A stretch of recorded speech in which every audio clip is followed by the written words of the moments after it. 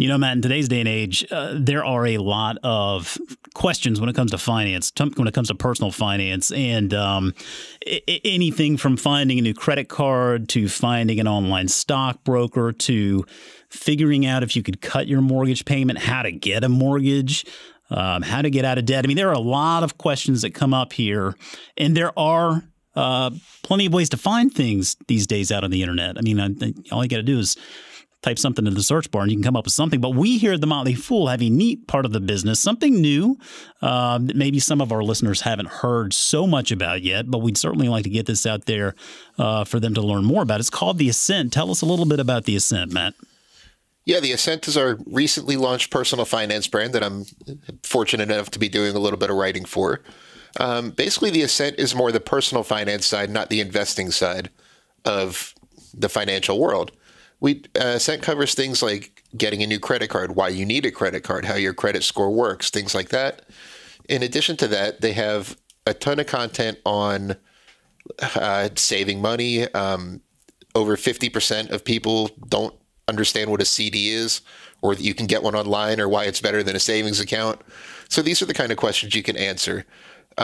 Personal loans are a relatively new form of financial tool.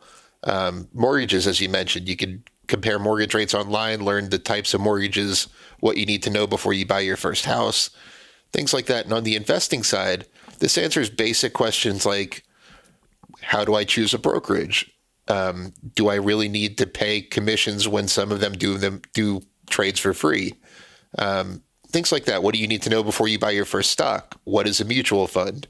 Kind of the basic questions. Fool.com is more oriented toward people who have a basic knowledge of stocks and investing in general, whereas the Ascent kind of takes it a step back and helps people through the basics that may not be as well covered. Yeah, that's great stuff. And I mean, to give our listeners the address there, you can find more on the Ascent by just going to www.fool.com/the-ascent. That's ASCENT. Or you can just type in your search bar Fool Ascent, and it's probably going to bring you right to it anyway.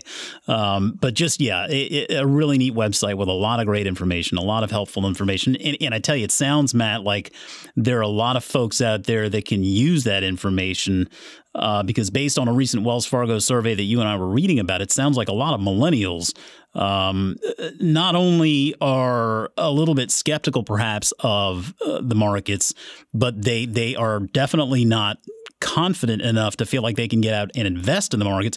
And according to this research here, 20% of millennials said they'll never be invested in the markets. Now, I mean, hey, listen, I've said things before that I wish I could go back and change, but, you can't, so you don't. Hopefully, maybe some of these millennials will look back at this one day and say, maybe I shouldn't have said never, but it certainly is a strong emotion to say that. And when you lack the confidence in something like that, Matt, to me, typically when you lack the confidence is because you lack the knowledge. You lack the knowledge or the ability to do something because you haven't been taught it. So I don't necessarily blame people for feeling this way if they weren't taught about this kind of stuff at a younger age. I mean, it's one thing for us to say it, but it's a big world out there with a lot of people who just aren't getting the financial literacy education we feel they need. What runs through your mind when you read through surveys like this? And you can tie that back to the Ascent as well. Well, it's absolutely an education issue. As a former high school teacher, I could spend a whole episode here talking about the lack of financial education going on in America right now and what needs to be done about it, but that's another conversation for another day. The statistic in that survey that jumped out to me the most was that 53% of millennials that say that they will never be confident in investing in the market. Only 20% that they'll never invest. And there's always going to be some subset of any age group that is afraid of the markets. A lot of millennials, for example, saw their parents lose their houses or, get really burned in the financial crisis and are scared of the markets, and that's not going to change no matter what. But the difference between that 53% that say they won't be confident to invest and the 20% that will never invest, that's still a third of the millennial population that pretty much acknowledges that they're going to invest, but they aren't confident in doing so. So what education like provided by the Ascent can do is kind of walk you through the basics of why you shouldn't be scared to invest.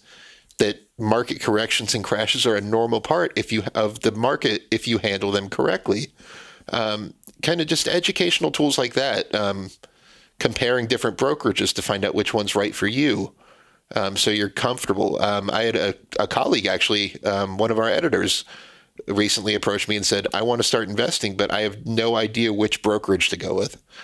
So things like that can help you point you on the right track and kind of manage your expectations correctly and kind of break the misconception that investing is this big, scary casino, and just kind of put things in perspective for you. It's a big educational lack of understanding in the financial world, and that's what we're trying to fix.